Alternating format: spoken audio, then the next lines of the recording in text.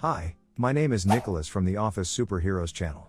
Today, in this short video, we're going to show you how to quickly and easily calculate the difference between two dates in Excel. We're only going to need a few clicks to do this. It's easier than you might think. So let's do it.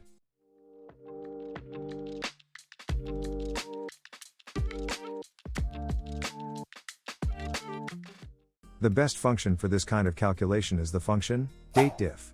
Don't worry, we'll show you everything step by step. The first step we need to do is to select the cell in which we want the result to be displayed. We enter the equal sign. This is the signal to Excel that we are going to write the formula. We enter dateIf. We add a parenthesis. Now we need to enter the correct data into our formula. The first data we enter is start date, which for us is cell B3. We enter a comma.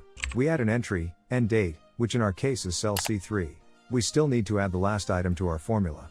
We enter a comma and add a Y after it in quotation marks at the top, which stands for years. This means that we want to calculate the exact number of completed years that have elapsed between the dates we selected.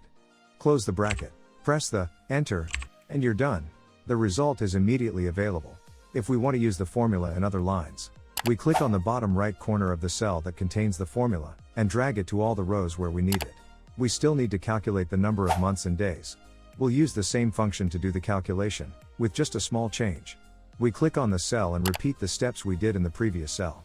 So we enter the equals sign by typing the word dateDiff.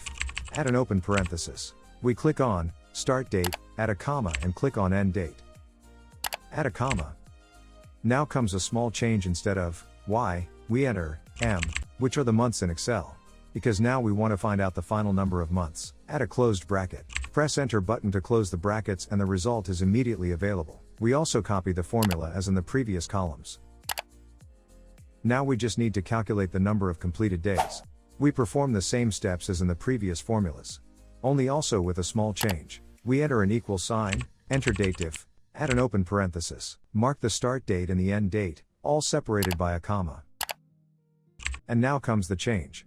We end the formula with the letter D, which stands for days. Close the parenthesis, press enter, and we're done. The results are immediately available. Copy the formula to the next rows as in the previous column.